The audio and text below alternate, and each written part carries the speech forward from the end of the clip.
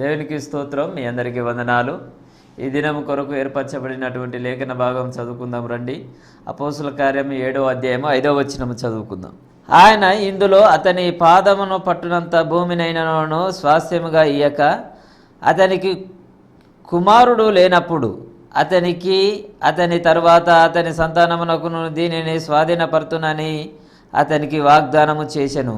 Amen. క్రీస్తునందు ప్రియా సహోదరి సహోదరులారా, మీ అందరికీ ప్రత్యేకమైన వందనాలు తెలియజేస్తున్నాను.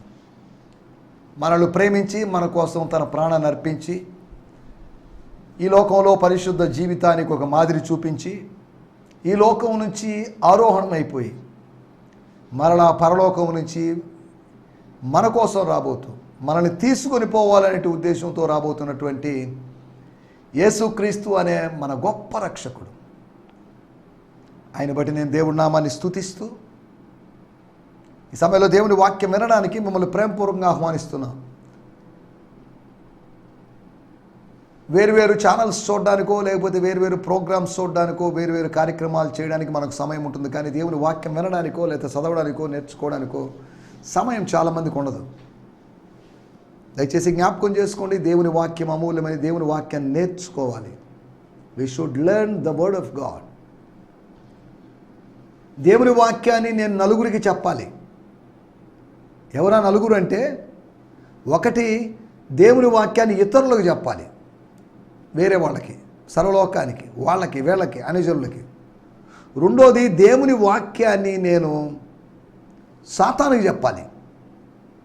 ఇదిగో దేవుడు నన్ను స్వస్థపరుస్తాడని చెప్పావు, నువ్వు ఇటువంటి పిచ్చి ఆలోచనలు చేస్తున్నావు, పో యేసునామములో అని దేవుని వాక్యాన్ని చెప్పాలి వాడికి. మత్తయి సువార్త 4వ అధ్యాయం, లూకా సువార్త 4వ అధ్యాయంలో యేసు ప్రభు వాక్యముతోనే వాడికి సమాధానం చెప్పాడు. మాటలతోనూ డైలాగులతోనూ ఇక వేరు కార్యాలతో కాదు, మాటతోనే. మాట వాడొక మాట చెప్పాడు, యేసు ఒక మాట చెప్పాడు. 3 సార్లు శోధించి ఇక 4వసారి శోధించడం వేస్ట్. ఎన్నిసార్లు? 3 సార్లు కాదు, 33 సార్లు శోధించిన ఈయన మీద మనం గెలవలేవు, ఎందుకు టైం వేస్ట్ అని వాడు వెళ్ళిపోయాడు. కొంతకాలము ఆయనను విడిచిపోయాను. వాక్యము కలిగిన వాళ్ళు, వాక్యాన్ని హృదయములో కలిగిన వాళ్ళు, వాక్యాన్ని నేర్చుకునే వాళ్ళు విజయం సాధిస్తారు. వాక్యం ఎరగని వాళ్ళు విఫలమైపోతారు. సాతానుకు వాక్యం తెలుసు, వాక్యాన్ని ఎరిగి ఉన్నాడు. ఈ రోజులో కొంతమంది హైందవ లేకపోతే తీవ్రవాదులైనటువంటి కొంతమంది యూట్యూబ్లో మాట్లాడేవాళ్ళు, వాళ్ళ వాక్యం బాగా తెలుసు, వాక్యం చదువుతున్నారు, కానీ వాక్యాన్ని అన్వయించుకోవడం లేదు. చదవడం మంచిదే, నేర్చుకోవడం మంచిదే, కానీ దాన్ని అన్వయించుకోనంతకాలం వాక్యం మనకి ఎటువంటి ప్రయోజనాన్ని చేకూర్చలేదు. ప్రపంచంలో ఎంతోమంది వాక్యాన్ని ఎరిగిన వాళ్ళు ఉన్నారు, కానీ నువ్వు వాక్యాన్ని ఎరిగిన వాడుగా మాత్రమే ఉండాలని కాదు దేవుని కోరిక. వాక్యం వినువాడు మాత్రమే ఉండి దాని ప్రకారం ప్రవర్తించని వాడు తాను మోసపుచ్చుకుంటున్నాడట. వాడు అద్దంలో చూసుకొని తన సహజ ముఖాన్ని మర్చి నేను ఎలా ఉంటాను, పలాని వ్యక్తి ఎలా ఉంటాడు, పలాని వ్యక్తి ఎలా ఉంటాడు నాకు గుర్తుండదు, కానీ నా ముఖ రూపం నాకు గుర్తుండదు, నేను మర్చిపోతుంటాను. చాలామంది కూడా అలాగే ఉన్నారని దేవుని వాక్యం గుర్తు చేస్తుంది. మోసపుచ్చుకోవద్దు, మభ్యపరుచుకోవద్దు, ప్రవర్తిద్దాం వాక్య ప్రకారం. వాక్య ప్రకారము ప్రవర్తించకపోతే నిన్ను వేషధారి అనే ముద్ర వేయచ్చు. వాక్య ప్రకారము నువ్వు ప్రవర్తిస్తే నువ్వు విశ్వాసి అని పిలవచ్చు. విశ్వాసికి వేషధారికి తేడా ఏంటంటే, విశ్వాసి వాక్య ప్రకారం నడుచుకుంటాడు, వేషధారి వాక్యం ఎరిగినప్పటికీ, వాక్యం బోధించినప్పటికీ వాక్య ప్రకారము ప్రవర్తించడు. శాస్త్రులు పరిచయులు వీళ్ళని ఉద్దేశించి యేసు ప్రభు వేషధారులారా అన్నాడు. అంటే వాళ్ళకి వాక్యం తెలియని వాళ్ళారా, ధర్మశాస్త్రం ఎరుగని వారులారా అని కాదు. వాక్యం ఎరిగినప్పటికీ వాక్య ప్రకారము జీవించని వాళ్ళు, వాక్యాన్ని నిరర్ధకము చేస్తున్న వాళ్ళు, ఆచారముల వలన వాక్యాన్ని నిరర్ధకము చేస్తున్న వాళ్ళు. అంటే ఉదయకాలం వాక్యం నేర్చుకునేటువంటి మంచి అవకాశం. స్తోత్రం. మీరు మీటింగ్లు వెళ్ళినా కానీ దేవుని వాక్యం వినండి, వివేచించండి, వాక్యాన్ని అన్వయించుకోండి. వాక్యం ద్వారా మీరు దీవించబడతారు. ఎందుకంటే వాక్యమే దేవుడై ఉన్నాడు. ఎందుకంటే నేను మీతో చెప్పు మాటలు ఆత్మయును జీవమునై ఉన్నాయి. అని దేవుని వాక్యంలో రాయబడింది. నిన్నటి ఎపిసోడ్లో మనం అబ్రహాము దేవుడు అంటే అబ్రహాముకు మాత్రమే పరిమితమైన దేవుడని కాదు, ఆయన ఆదాము దేవుడు కూడా. అబ్రహాముకు ముందున్నవారు, అబ్రహాము తర్వాత ఉన్నవారు, ఆయన అందరికీ దేవుడు. యేసుక్రీస్తు అందరికీ ప్రభువు. యెహోవా దేవుడు అందరికీ దేవుడు. తండ్రి అయిన దేవుడు అందరికీ దేవుడు. ఒక కులం వాళ్ళకి దేవుడు కాదు, ఒక మతం వాళ్ళకి దేవుడు కాదు, ఒక దేశం వాళ్ళ దేవుడు కాదు. ఆయన అందరికీ దేవుడు. He is God of all. ఆయన యూదులకు మాత్రమే దేవుడా? నో, అట్లా రాదండి, అలా అనకూడదు, తప్పది. ఆ మాటే తప్పు, ఆ వేదాంతం తప్పు, ఆ సిద్ధాంతం తప్పు అని అపోస్తలుడైన పౌలు అంటున్నాడు. ఏమన్నాడు తెలుసా? ఆయన అన్ని జనులకు కూడా దేవుడు. అంగీకరించినా అంగీకరించకపోయినా ఆయన దేవుడే. నువ్వు అంగీకరించాల్సిన అవసరం లేదు, అంటే అంగీకరించొద్దని కాదు. నువ్వు అంగీకరించినా అంగీకరించకపోయినా ఆయన దేవుడే. మనలో కొంతమంది నమ్మలేదని ఆయన లేకపోతే దేవుడు కాకుండా పోతాడా? నో. ఆ మాట కూడా నేను చదువుతున్నాను. 3వ అధ్యాయము 3వ వచనం రోమాపత్రిక. కొందరు అవిశ్వాసులైతేనేమి, కొందరు నమ్మబోతేమి, వారు అవిశ్వాసులైనందున దేవుడు నమ్మదగిన వాడు కాకపోవునా? నో, అట్లనడానికి వీల్లేదు, అట్లనరాదు. తర్వాత 3వ అధ్యాయంలోకి వస్తే 3వ అధ్యాయం 29వ వచనం. దేవుడు యూదులకు మాత్రమే దేవుడా? ప్రశ్న. నిజమేనా? ఆలోచించండి. ఆయన యూదులకు మాత్రమేనా? మనం యూదులం కాదే? ఈ బోధించే నేను యూదుని కాదే? వినేటువంటి మీరు యూదులు కాదే? దేవుడు యూదులకు మాత్రమే దేవుడా? అన్యజనులకు దేవుడు కాదా? ప్రశ్న. రెండో ప్రశ్న, అన్యజనులకు దేవుడు కాదా? ఎందుకు కాదండి? అక్కడ రాయబడింది, అవును, అన్ని జనులకు కూడా దేవుడే. స్తోత్రం. యేసుక్రీస్తు కొందరికి ప్రభు అని అనుకుంటున్నాడు పేతురు. అందరికి కాదండి, కొందరికి అనుకుంటున్నాడు. కానీ ఎప్పుడైతే పరలోకము నుంచి దుప్పటి వచ్చినట్టు ఒక దర్శనం కలిగిందో అతని యొక్క వేదాంతం మారిపోయింది. దర్శనాలు, స్వర్గీయ దర్శనాలు, మనం నేర్చుకున్నటువంటి శాస్త్ర రూపంగా నేర్చుకున్నటువంటి మన సత్యాల్ని, సిద్ధాంతాల్ని మారుస్తాయి. దేవుని స్తోత్రం. హల్లెలూయా. అబ్రహాము దేవుడు, ఇస్సాకు దేవుడు, యాకోబు దేవుడు. అబ్రహాము దేవుని యొక్క స్వభావాలు, ఆయన ఎటువంటి వాడు? ఒక 5 స్వభావాలు మనం ఆలోచించాం. ఆయనకి 5 స్వభావాలు మాత్రమే, ఇంకా లేవు. మిగతావన్నీ ఉన్నా లేనట్టే అని మనం వ్యాఖ్యానించడానికి వీల్లేదు. ఆయన మరుగైన దేవుడని, రెండోది ఆయన మాట్లాడే దేవుడని, మూడోది ముందుకు నడిపించే దేవుడని, మునుపు లేని వాటిని కూడా, అనగా గతములో లేని వాటిని, కళ్ళ ముందు లేని వాటిని, అక్షరార్థముగా లేని వాటిని కూడా ఉన్నట్టుగా పిలిచేటువంటి దేవుడు. కుమారుడు లేడు, ఇస్సాకు లేడు, ఇస్సాకు పుట్టలేదు. కానీ ఇస్సాకు సంతతి వారు దేశాన్ని కొడుకే లేకపోతే కొడుకెట స్వాధీనం చేసుకుంటాడే? ఏంటిది? ఆవులు లేదు, చూలు లేదు, కొడుకు పేరేదో అంటారు కదా సామెత. ఇక్కడ కుమారుడు లేడు, అయినప్పటికీ కూడా దేవుడు చెప్తున్నాడు, లేని వాటిని ఉన్నట్టుగా, మునుపు లేని వాటిని ఉన్నట్టుగా పిలిచే దేవుడు. మునుపు లేనివి ముందున్నట్టుగా పిలిచే దేవుడు. మునుపున్న వాటిని మహిమ నేత్రాలతో చూస్తున్నట్లుగా చూసే దేవుడు. 5వది, ఆయన మర్మములను బయలుపరచు దేవుడు.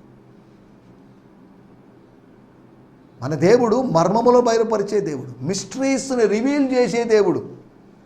ఎటువంటి మర్మమైన జ్ఞానులకు అర్థం కాని, మహాజ్ఞానులకు అర్థం కాని మర్మానైనా లేకపోతే దాన్ని బయలుపరిచి, దాన్ని రివీల్ చేసి, దాన్ని బ్రేక్ చేసి, దాంట్లో ఉన్నటువంటి ఆ సత్యాన్ని తెలియజేస్తాడు. మరిచిపోయినటువంటి కళల్ని గుర్తు చేసి, ఆ కళలకు వ్యాఖ్యానాన్ని ఆ దేశపు రాజుకు నెబుకద్నెజరుకు దానియేలు ద్వారా దేవుడు అనుగ్రహించాడు. నువ్వు మరిచిపోయిన వాటిని కూడా ప్రవక్తలు గుర్తు చేస్తారు. నువ్వు మరిచిపోయిన వాటిని కూడా దేవుడు గుర్తు చేస్తాడు. నువ్వు మర్చిపోయినావు, దేవుడు గుర్తు చేస్తాడు. నువ్వు మర్చిపోయి, నువ్వు ఆవేశపడి నువ్వు చేసిన వాగ్దానం నువ్వు మర్చిపోయి ఉండొచ్చు, కానీ వాటిని గుర్తు చేస్తాడు. నువ్వు మొక్కుకున్న మొక్కుబళ్ళని నువ్వు మర్చిపోయి ఉండొచ్చు, కానీ దేవుడు వాటిని గుర్తు చేస్తాడు. నువ్వు చేసిన పాపాన్ని నువ్వు మర్చిపోయి ఉండొచ్చు. బత్షెబాతో చేసిన పాపం మర్చిపోయాడు, బాగానే ఉన్నాడు, అంతా అయిపోయింది. మనస్సాక్షి యొక్క గద్దింపు లేదు, బాగానే ఉంది.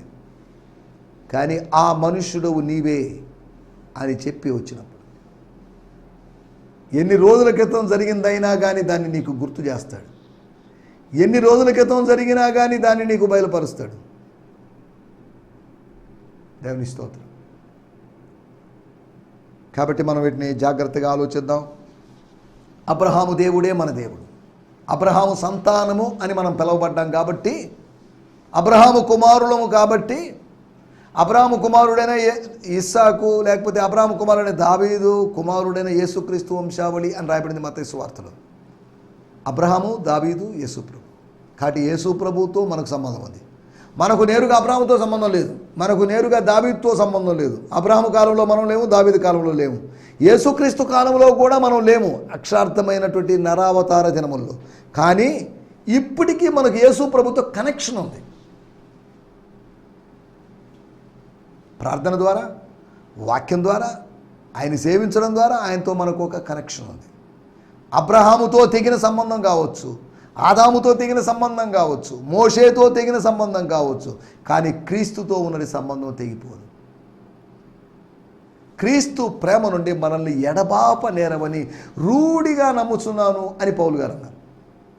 అసలు ఆయన ప్రేమ నుంచి ఎవరు బయటికి తీస్తారండి? ఎవరు వేరు చేస్తారండి? ఎవరు డివైడ్ చేస్తారండి? పుట్టిన బిడ్డ యొక్క అంబ్లికల్ కార్డ్, లేకపోతే ఆ నాభి సూత్రాన్ని, ఆ బొడ్డు తాడుని కోస్తారు, కట్ చేస్తారు. తల్లి బిడ్డల్ని వేరు చేస్తారు. తల్లి బిడ్డలను వేరు చేయకపోతే ప్రమాదకరం. తల్లి బిడ్డలు వేరు చేయబడాల్సిన అవసరం ఉంది. కానీ క్రీస్తు ప్రేమను మన నుండి ఎవరు వేరు చేయలేరు, దాన్ని కట్ చేసి పారేయలేరు. నాకు వద్దండి క్రీస్తు ప్రేమ అనాలి. క్రీస్తు ప్రేమ మనల్ని బలవంతం చేస్తుంది. అనగా క్రీస్తు నుంచి మనల్ని ఎవరు, నా గొర్రెలు నా చేతిలో ఉన్నాయి, వాటిని ఎవరు నా చేతిలో వచ్చి దొంగలించలేరు, అపహరించలేరు బలవంతంగా. ఎందుకంటే నిద్రపోతూ ఉంటే నా చేతిలోంచి ఎవరిని తీసుకొని పోవచ్చేమో. నేను కునుకని దేవుణ్ణి, నిద్రపోని దేవుణ్ణి. మన దేవుడు కునుకని దేవుడు, నిద్రపోని దేవుడు. కనుక ఆయన చేతిలో నుంచి ఎవరు దొంగలించడం, నిన్ను నన్ను దొంగలించడం అసాధ్యం. కాబట్టి నువ్వు ఆయన చేతుల్లో సురక్షితంగా ఉన్నావు. నువ్వు నేను, we are safe, we are so secured in the hands of the Lord. నువ్వు నేను ఎక్కడున్నామండి? ఏదో ఇంట్లో ఉన్నామండి, నెల్లూరులో ఉన్నామండి, ఆంధ్రప్రదేశ్లో ఉన్నామండి, ఇండియాలో ఉన్నామండి అనొచ్చు, వాస్తవాలే. కానీ ప్రాముఖ్యమైనటువంటి నీ ఆత్మీయ ఉనికి ఆయన చేతిలో నువ్వు ఉన్నావు, ఆయనలో నువ్వు ఉన్నావు. ఆయన అరచేతుల మీద నిన్ను చెక్కుకొని ఉన్నాడు. ఒక నామాక్షరంగా, బీజాక్షరంగా ఆయన నిన్ను చెక్కున్నాడు. చెక్కుకున్నప్పుడు గాయమవుతుంది, వేదన కలుగుతుంది. నీ కోసం వేదన భరించుకున్నాడు. చెక్కుకోవడం అంటే రాసుకోవడం అని కాదు, ఇసుకలో రాయడం లాంటిది కాదు. అక్కడక్కడ టాటూలు వేసుకుంటారు, పచ్చబొట్లు పొడిపించుకుంటారు. ఆ పచ్చబొట్లు పొడిపించుకోవడం సులభంగా ఉండదు, నొప్పి. అయినప్పటికీ కూడా తాను ప్రేమించిన వ్యక్తి కోసం పచ్చబొట్టు పొడిపించుకుంటున్నారు, మిషన్ల చేత పొడిపించుకుంటారు. ఇది పొడిపించుకోవడం కాదు, చెక్కుకోవడం. ఒక వాడి అయినటువంటి రాయి తీసుకొని రాతి కత్తులు చేసుకున్నారు అని యెహోషువ గ్రంథంలో మనం చూస్తాం. సున్నతి చేయడానికి రాతిని కత్తిలాగా మార్చి అప్పుడు సున్నతి చేశారు. ఎంత బాధ ఉంటుంది! ఆ బాధకి ఇంచుమించు 2-3 వారాలు వాళ్ళ ప్రయాణం ఆగిపోయింది. ఎందుకు చెప్తాను? నిన్ను తన అరచేతులలో చెక్కుకొని ఉన్నాడు. నేను అరచేతిలో పెట్టుకున్నానని కాదు, చెక్కుకొని ఉన్నాడు. దేవుని స్తోత్రం, హల్లెలూయా. కాబట్టి మన దేవుడు గొప్ప దేవుడు. అబ్రహాము దేవుడిని మనం సేవిస్తున్నాం. వీటి గురించి మనం ఆలోచించాం. ఈ దినము మన ధ్యానం నిమిత్తమై అపోస్తుల కార్యములు 7వ అధ్యాయము 5వ వచనం. అపోస్తుల కార్యములు 7వ అధ్యాయము 5వ వచనం. ఆయన ఇందులో అతనికి పాదము పట్టునంత భూమినైనను స్వాస్థ్యముగా ఇయ్యక, అతని కుమారుడును లేనప్పుడు అతని తర్వాత అతని సంతానమునకును దీనిని స్వాధీనపర్చునని అతనికి వాగ్దానం చేసెను. స్తోత్రం. Although God gave him no parcel of land he could call his own, not even a footprint, yet he promised Abraham that he and his descendants would one day have it all. And even though as that Abraham had no child. స్తోత్రం. ఒక పాదము మోపునంత, పాదము పట్టునంత, అనగా ఒక minimum place కూడా ఇవ్వలేదు, minimum site ఇవ్వలేదు. ఈ రోజుల్లో ప్రభుత్వం 6 అంకణాల స్థలం, 1 సెంటు స్థలం ఇస్తుంది. 1.5 సెంటు స్థలం ఇచ్చాడు ఒక ప్రభుత్వం, ఒక ముఖ్యమంత్రి ఇస్తున్నాడు. కానీ ఇక్కడ రాయబడిన మాటలు, అతనికి పాదము పట్టునంత. పాదం పట్టునంత అంటే కుడి పాదమా ఎడమ పాదమా అని ప్రశ్నించొద్దు. అక్షరార్థంగా మనం అలా ఆలోచించకూడదు.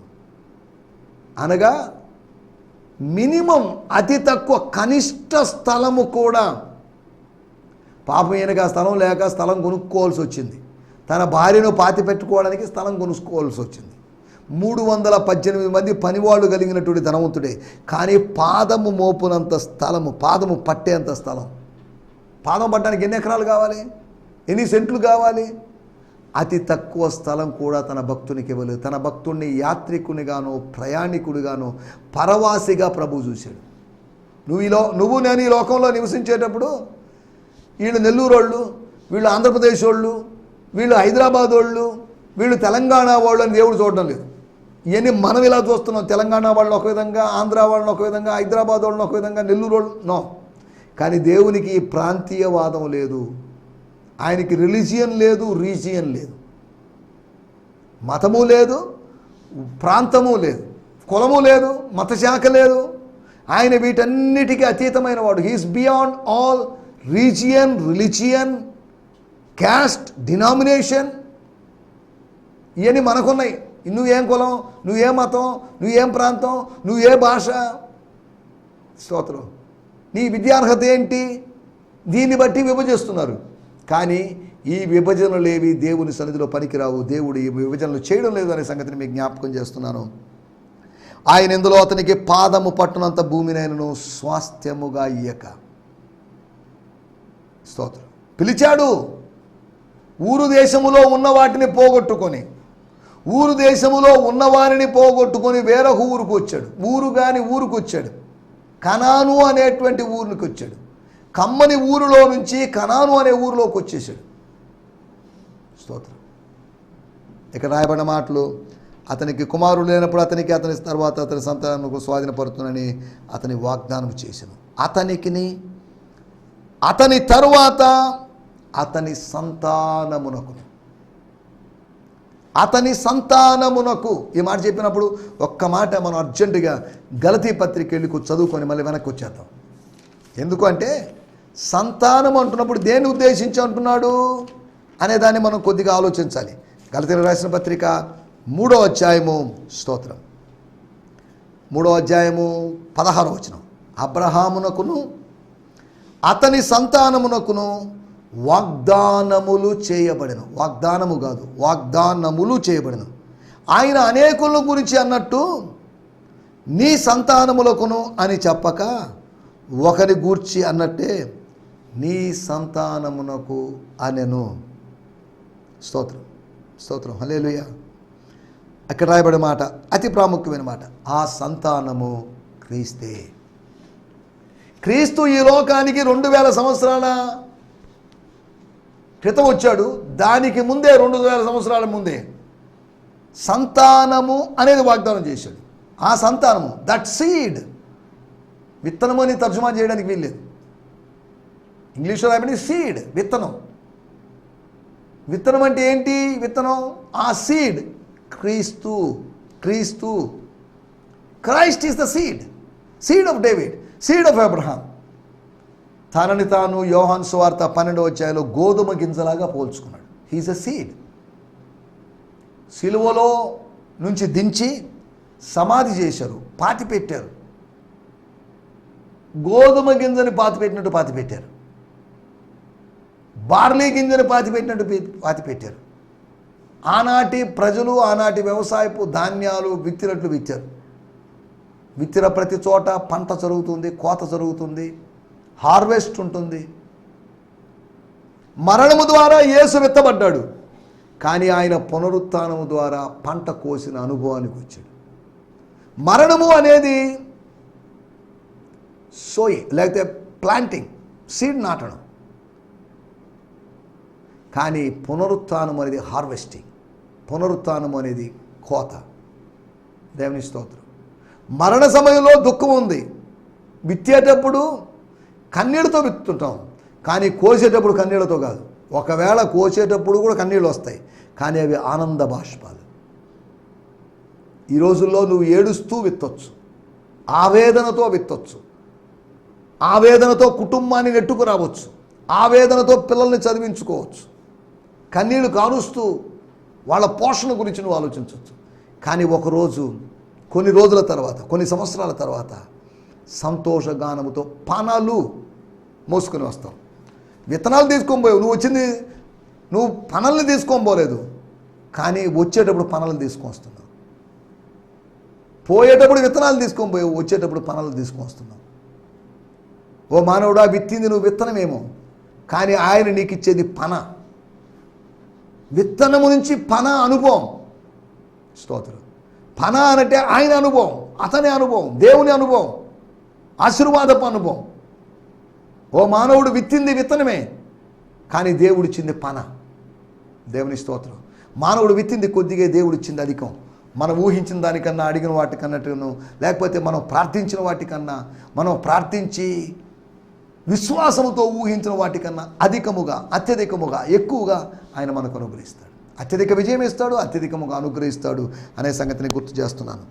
అబ్రహాము సంతానం, దాని గురించి మనం మాట్లాడుకోబోతున్నాం. మన టైటిల్ అబ్రహాము సంతానం అనగా అబ్రహాము పిల్లలు.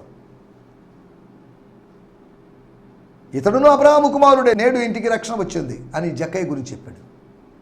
లూకాసు వార్త 13వ అధ్యాయంలో నడుము వంగిపోయిన స్త్రీని ఉద్దేశించి ఈమె అబ్రహాము కుమార్తె అన్నాడు. ధనవంతుడైనటువంటి వ్యక్తి నరక యాతన అనుభవిస్తూ, పాతాళంలో వేదన అనుభవిస్తూ అబ్రహాముని తండ్రివైన అబ్రహామా అని అన్నాడు. అతను ఒక అబ్రహాము కుమారుడు, యాతన అనుభవిస్తున్నటువంటి అబ్రహాము కుమారుడు. ఒకతనేమో అబ్రహాము రొమ్మును ఆనుకున్నటువంటి అబ్రహాము కుమారుడు, ఒక ఆమెమో విడుదల పొందినటువంటి అబ్రహాము కుమార్తె. అబ్రహాముకు కుమారులు కుమార్తెలు ఉన్నారు. యోహాను చెప్పిన మాట, ఒక విచిత్రమైన మాట ఈ సందర్భంగా మీకు జ్ఞాపకం చేస్తాను. మీరు అబ్రహాము సంతానమని, అబ్రహాము పిల్లలని పొంగిపోతారేమో, అతిశయిస్తారేమో. గుర్తుపెట్టుకోండి, పొంగిపోవాల్సిన అవసరం లేదు, రెచ్చిపోవాల్సిన అవసరం లేదు, రేగిపోవాల్సిన అవసరం, గర్వింపగా భయపడము. దేవుడు ఇక్కడున్నటువంటి విస్తారమైన రాళ్లలో నుంచి కూడా పిల్లలను పుట్టిస్తాడు. ఓ రాయి ఒక పిల్లవాడిగా, ఒక శిశువుగా, కుమారుడిగా మారుదుగా, అక్కడ రాయి మారిపోద్ది. దేవునికి అసాధ్యమైన కార్యమే లేదు. దేవుడు ఏ పనినైనా చేయగలడని యోహాను చెప్తున్నటువంటి ఆ స్టేట్మెంట్ ఆలోచించాలి. కాబట్టి మేము ఎవరో తెలుసా? మీరు ఎవరైతే ఏంటండి, మీరు అబ్రహాము పిల్లలని మీరు అతిశయిస్తున్నారు. వద్దు, అతిశయాలు వద్దు, దానివల్ల ప్రయోజనం లేదు. రాళ్ల వలన దేవుడు సంతానాన్ని పుట్టిస్తాడు. తండ్రి లేకపోయినా, లేదా తల్లి లేకపోయినా, ఇవి లేకపోయినప్పటికీ కూడా ఆయన పుట్టించగలడు. కలుగునుగాక అని సమస్తమును కలుగు చేసిన వాడు సంతానాన్ని పుట్టించడం ఆయనకి పెద్ద విషయమేం కాదు. ఆ సంతానాన్ని గురించిన 4 విషయాలు మీకు త్వరగా జ్ఞాపకం చేస్తాను. 7వ అధ్యాయము 5వ వచనంలో రాయబడింది, దీనిని అతని సంతానమునకు స్వాధీనపరుస్తాను. వాళ్ళు స్వాధీనం చేసుకుంటారని కాదు, వాళ్ళు స్వాధీనము చేసుకోవడానికి నేను సహాయపడతాను. దేవుడు కనిపించలేదు, అబ్రహాము సంతానం కనిపించింది. అబ్రహాము సంతానానికి స్వాధీనము చేసుకునే శక్తిని ఇస్తున్నాడు. మనసును స్వాధీనం చేసుకునే శక్తిని మనకిస్తాడు. లోకాన్ని స్వతంత్రించుకునే శక్తిని మనకిస్తాడు. దేవుని స్తోత్రం. 2వ విషయాన్ని నేను మీకు జ్ఞాపకం చేస్తాను. 7వ అధ్యాయం 6వ వచనంలో రాయబడింది, అయితే దేవుడు అతని సంతానము అన్య దేశమందు అనగా ఐగుప్తునందు పరవాసులగుదరని ఆ దేశస్థులు 400 సంవత్సరములు అనగా 400 సంవత్సరాలు అనగా 4 శతాబ్దాలు వారిని దాస్యమునకు లోబరుచుకొని బాధ పెట్టుదురని చెప్పాను. ముందుగా చెప్పాడు. జరిగిన తర్వాత చెప్పడం కాదు, జరగడానికి ముందే దేవుడు చెప్పాడు. ఈ రోజుల్లో జరిగిన తర్వాత కొంతమంది చెప్తున్నారు, దేవుడు నాకు కళ్ళు చూపించాడు, నాకు ప్రవచనం చెప్పాడు. అరే బాబు, జరిగిన తర్వాత చెప్పడం దేనికి? జరగడానికి ముందే చెప్పు. జరగడానికి ముందే చెప్పడానికి భయపడుతున్నారు. పలాని ట్రైన్ యాక్సిడెంట్ జరిగిందండి, పలాని జరిగిందండి, పలాని సునామీ రాబోతుంది, పలాని భూకంపం రాబోతుంది, దేవుడు నాకు బయలుపరిచాడని చెప్పండి. అది చెప్పాలి, అంత జరిగింది. నాకు నేను ఇదే అనుకుంటున్నాను, వస్తుంది అనుకుంటున్నాను, అదే జరిగిందండి. ఎప్పుడు చెప్తున్నావు నువ్వు? జరిగిన తర్వాత చెప్పడం కాదు ప్రవచనం, జరగక ముందే చెప్పడం ప్రవచనం. సరే, ఏదేమైనప్పుడు దేవుడు ముందుగా చెప్తున్నాడు, వాళ్ళు శ్రమ పడతారు. అబ్రహాము సంతానము శ్రమ పడతారు. ఒకటి, అబ్రహాము సంతానము స్వాధీనం చేసుకుంటుందని, అబ్రహాము సంతానం శ్రమ పడుతుందని 7వ అధ్యాయము 7వ వచనంలో మనం గమనిస్తే, మరియు దేవుడు ఏ జనమునకు వారు దాసులై ఉందురో ఆ జనములను నేను విమర్శన చేయుదునని, ఆ తర్వాత వారు వచ్చి నన్ను ఈ చోట అనగా వాగ్దాన దేశంలో ఈ పర్వతం దగ్గర ఈ ఆలయమందు నన్ను సేవిస్తారు. వారు సేవించేవారు, సర్వింగ్ పీపుల్. వాళ్ళు కాంకరింగ్ పీపుల్, ఇన్హెరిటింగ్ పీపుల్. రెండోది వాళ్ళు సఫరింగ్ పీపుల్, వారు సంపడేవాళ్ళు. మూడోది వాళ్ళు సేవించేవాళ్ళు. వాళ్ళు ఫరోని సేవించారు, ఇక మీదట ఫరోని సేవించరు, ప్రభువుని సేవిస్తారు. ఇంతకుముందు అన్య దేవతలను సేవించారు, ఇప్పుడు సృష్టికర్తను సేవిస్తారు. 4వ విషయం చెప్పి నేను ముగిస్తాను. 7వ అధ్యాయం 8వ వచనం. మరియు ఆయన సున్నతి విషయమైన నిబంధన అతనికి అనుగ్రహించను. మళ్ళా సున్నతిని గురించి రాయబడింది. 8వ వచనం చివరి భాగంలో రాయబడింది, స్తోత్రం, గోత్రకర్తలను కని వారికి సున్నతి చేసిరి. సున్నతిని గురించి రాయబడింది. ఆదికాండం 17వ అధ్యాయంలో సున్నతిని గురించిన విషయాలు రాయబడ్డాయి. ఇప్పుడు వాటిలోకి వెళ్ళడం లేదు. అనగా దేవుని ప్రజలు అబ్రహాము సంతానము యొక్క 4 లక్షణాలు. అబ్రహాము సంతానం స్వాధీనం చేసుకునేవాళ్ళు, అబ్రహాము సంతానము శ్రమ పడేవాళ్ళు, అబ్రహాము సంతానము సేవించేవాళ్ళు, అబ్రహాము సంతానము సున్నతి పొందినవాళ్ళు. సరే, ఈ సున్నతి పొందిన వాళ్ళ గురించి ఒక్క మాట మనం చెప్పుకోవాలి. స్తోత్రం. 7వ అధ్యాయము 51వ వచనం. ముష్కరులారా, ఎవరు? అబ్రహాము సంతానమే. సర్ప సంతానమా? ఎవరు? అబ్రహాము సంతానమే. హృదయములను చెవులను దేవుని వాక్యమునకు లోబరచనొల్లని వారులారా, స్తోత్రం. మూల భాషలో రాయబడింది, వంచని మెడగలవారులారా, స్టిఫ్ నెక్డ్ పీపుల్. హృదయములందు చెవులందు సున్నతి పొందని వారలారా. సున్నతి లేనోళ్ళు. వాళ్ళ గోప్యాంగ చర్మమునకు సున్నతి ఉంది, కానీ వారి హృదయమునకు చెవులకు సున్నతి లేదు. హృదయానికి సున్నతి ప్రాముఖ్యం, చెవికి సున్నతి ప్రాముఖ్యం.